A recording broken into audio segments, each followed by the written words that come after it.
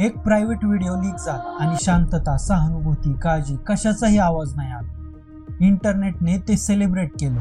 Memes, reels, link आहे का, फुल video पाठव, फेस क्लिअर आहे का, इन्फ्लुएन्सर कोण, सीझन 2 कधी येणार. दयाच नाही, फक्त एक्साइटमेंट. गुगलवर टॉप सर्च काय होतं? ती ठीक आहे का? नाही. व्हिडिओ खरा आहे का? ते पण नाही. लोक शोधत होते 19 minute MMS download, Telegram link, uncensored version. We didn't rush to help her, we rushed to consume her. This isn't a story of a girl getting exposed. This is a story of a society that enjoys it. विचार करा, त्या व्हिडिओतली ओळख अजून confirm सुद्धा झाली नव्हती, पण social मीडियाने ठरवलं हीच ती मुलगी. रँडम इन्फ्लुएन्सर्सना हेट DM आली. काही इन्फ्लुएन्सना पुढे येऊन सांगावं लागलं की ती मी नाहीये, प्लीज मला ट्रोल करू नका. मतलब किसी के भी कमेंट में आकर बोल रहे हो मेरे वीडियो देखकर सब लोग पोस्ट कर रहे हैं, नीचे इस लड़की का फोटो लगा रहे, कहीं से भी ये मेरी तरफ लग रही है. AI व्हिडिओज बनवले, सीझन 2, सीझन 3, दुनियाभराची क्रिएटिव्हिटी लावली. पण ही मस्करीची गोष्ट नाहीये. फॅमिलीजला ड्रॅग केलं गेलं, स्क्रीनशॉट्स तपासले गेले, जणू काही क्राईम इन्व्हेस्टिगेशन चालू आहे. आणि सगळ्यात डार्केस्ट पार्ट, एका मृत मुलीचा फोटो व्हायरल झाला आणि लोक क्लेम करायला लागले की तिने MMS मुळे आत्महत्या केली. And fact checkers proved it was a complete lie. आणि अशा टप्प्यावर we didn't want the truth, we wanted a target, someone to blame, someone to tear apart. कल्पना करा, तुमची बहीण, तुमची गर्लफ्रेंड किंवा तुमची एखादी बेस्ट फ्रेंड कधीही काहीच रेकॉर्ड केलेलं नसेल, पण इंटरनेटने तिला MMS वाली गर्ल बनवून टाकली. आपण म्हणतो हा एक स्कॅन्डल प्रॉब्लेम आहे, तर चूक.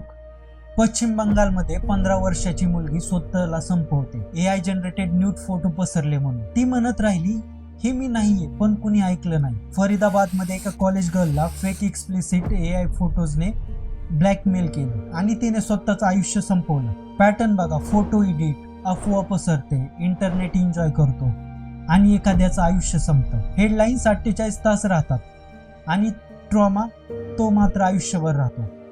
आणि एव्हरी टाइम आपण म्हणतो नेव्हर अगेन, पण पुढचा स्कॅन्डल झाला की आपण लगेच त्याच गोष्टी पुन्हा रिपीट करायला लागतो. भारतामध्ये ओव्हर 690 मिलियन इंटरनेट युजर्स आहेत, त्यामध्ये ऑलमोस्ट 1/3 किड्स आहेत. सायबर क्राईम वाढतोय, डीप फेक टेक्नॉलॉजी वाढते आणि humiliation is now a new trend. आणि यामध्ये सगळ्यात भयानक गोष्ट काय, तर डीप फेकला तुमची परमिशन लागणार नाही, तुमचा ट्रस्ट लागणार नाही, तुमची चूक सुद्धा लागणार नाही, फक्त तुमचा चेहरा हवा. And you have already posted thousands of photos online. एक single rumour can now destroy a person faster than any disease, crime or a war. हा मुद्दा मोरॅलिटीचा नाही, हा डिजिटल सर्व्हायव्हलचा आहे.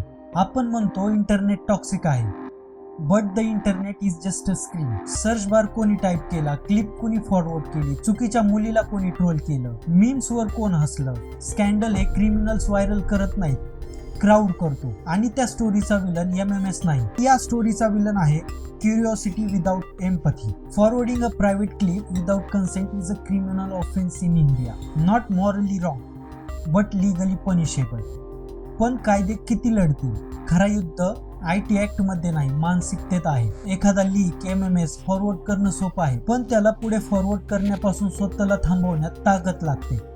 खरा प्रश्न व्हिडिओ कोणी लीक केला हा नाही, खरा प्रश्न who are we becoming when you watch someone break. Enough about the problems. आता बोलूया पुढची कोणतीही मुलगी कंटेंट होण्याआधी आपण तिला कसं वाचवणार. जर तुम्ही यंग असाल, तुम्हाला कोणी एक्सप्लिसिट कंटेंट मागत असेल तर शेअर करू नका. आणि कधी टार्गेट झालाच, it's not your shame, it's your right to fight back. जर तुम्ही पॅरेंट असाल, मुलींना शांत राहायला शिकवू नका. स्वतःची किंमत, डिजिटल सेफ्टी आणि डिग्निटी शिकवा. जर तुम्ही व्ह्यूअर असाल, stopping a forward is not a weakness, it is a protection for someone you don't even know. आज इंटरनेट फिक्स करू शकत नाही, but we can stop becoming the fuel that burns people alive. The internet doesn't destroy people, people destroy people and then hide behind the internet. पुढच्या वेळी एखादं scandal viral झालं, खरी परीक्षा स्क्रीनवर दिसणार नाही, खरी परीक्षा who you become while watching.